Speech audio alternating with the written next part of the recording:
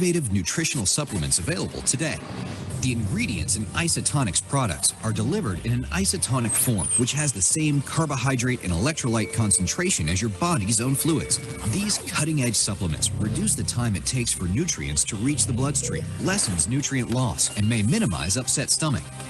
Because Isotonics products are powders, each serving fully delivers its nutrient value without the fillers, binders, coatings, and lubricants common in hard-to-swallow tablets and capsules. And Isotonics supplements taste great. Isotonics, the world's most advanced nutraceuticals.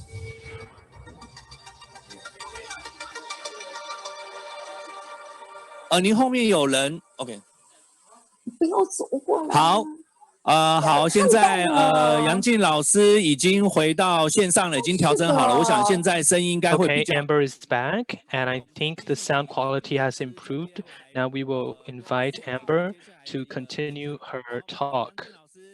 Yes, Amber, please continue. I'm very sorry. I didn't know what happened. Is it much better now? Yes, it's much better now. Thank you very much. Thank you very much. Okay, so we were talking about my changes, and there were some tipping points. So the first one is that, okay, I think my slides are not moving. Here we go. So after 1 month joining Market America, I participated in a district conference in 2002, and the speaker was Elizabeth. And maybe you said that, well, since you have not made up your mind, why did you join? Well, that's a very good question. Well, it's because I was given the opportunity to attend. I didn't know that there was this district meeting, and I wasn't actually going to join because I wasn't planning to do this business. But then I was told, Mr. Liu told me that she had the highest compensation, $1 million, but it really wasn't very enticing at that time. But then I was told that I was very curious about how Americans actually participated in this business, and it was because their English wasn't good enough. But maybe if we went together and you can help me translate. Well, I was a little bit put in a difficult situation because I didn't really want it to go, but I didn't want to disappoint my friend because I was asked to give a favor, so I didn't know how to say no. I was a little bit caught in the middle. So, since making money is the most important thing for me at that time, I thought, let's go. Maybe I would be swayed.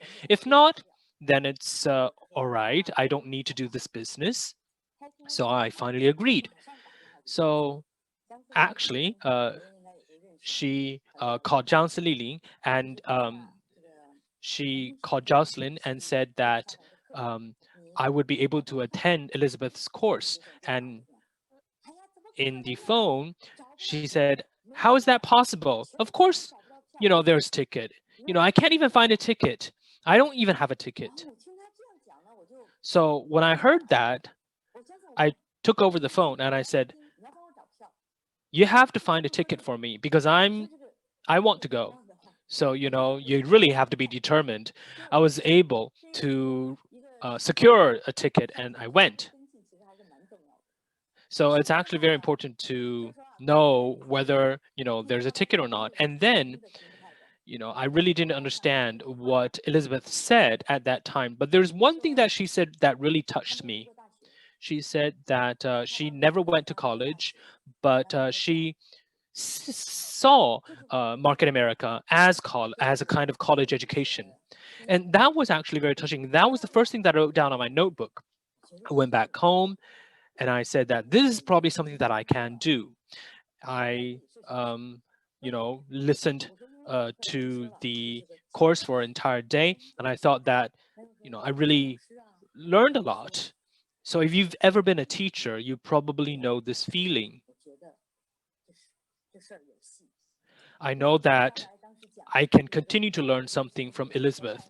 Elizabeth was talking about how to sell things, and maybe I wasn't very interested back then, but she had a way of attracting people's attention. So that was the first tipping point. The second tipping point was the Chinese conference in 2002 in June. That was 2 months later. Vicky and Joanne, these overseas Chinese pioneers, really helped me a lot. And for me, the conference at that time was actually much more welcoming in the sense that we spoke the same language, we shared the same culture, so a lot of things were much more understandable. I don't know whether Kathy from Taiwan is there, but she said back then when she was selling her tickets, she said that if you want to eat salty fish, you need to be able to endure the thirst afterwards. So that was the second tipping point. The third tipping point was the Greensboro Convention in July. The convention at that time was very, very meaningful. I actually cried for 3 straight days. I just kept crying. I didn't know why, because what I saw, what I heard was very different from what I imagined. It's as if someone opened a whole new world for me. It's a beautiful scenery and I've never saw it before. So for 3 straight days when the conference ended, all the graffiti dropped from the sky. I'm sorry, all the confetti dropped from the sky. And, I really enjoyed that particular moment. The Greensboro Convention at that time gave me 2 lessons. One, North Carolina is very rich. After that moment, I never wasted 1 second to hesitate. I never doubted myself. I never doubted the business. I focused my attention on what I needed to do in order to earn money. My second lesson was that I realized this was an opportunity. This was an opportunity that allowed me to change. Because when we were young, we always had a dream. When we were in mainland China, when we were in primary school and secondary school, usually the first composition or the first essay that we have to write was about our dreams. When I was young, I really liked to read martial arts novels, and there were a lot of heroes and heroines in the novels, and I really wanted to be one of them. So as I grew up, reality a lot of times rubbed away that ambition. But after attending the Greensboro Convention, it seemed that my ambitions have been rekindled. And if I am able to grasp this opportunity, I would finally become the person that I want to be. So this is a lot more important than money. So when I went back to New York, then I became focused on my business, even though I didn't have a concrete plan. Still, I followed the instructions of my upline and I do everything, but I didn't really have a methodology.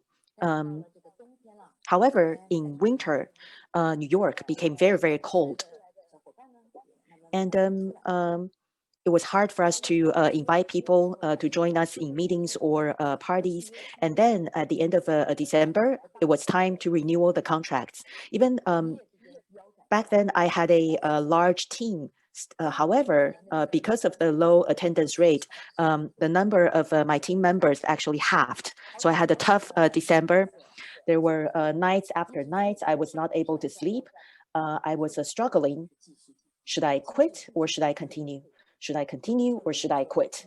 Eventually, I told myself, well, it's 2 to 3 years. Time is still not up. I still have time. So why should I just pronounce my failure? Let me just continue. And what was important was I could not forget that recognition that I saw in North Carolina.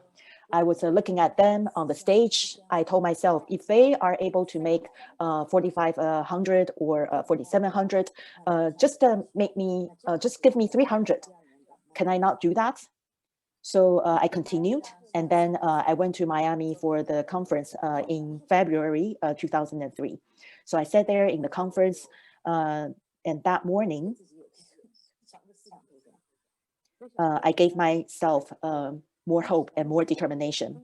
I realized that Market America is a fast-growing company. So I thought to myself, I either quit, or I would want to devote all my time to this business.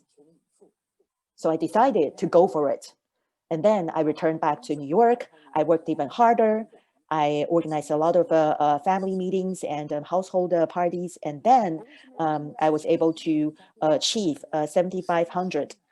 The reason that I talk about my first store, it was not about the money.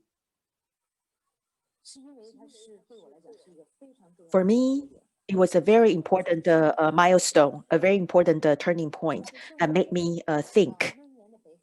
So what happened in August that year?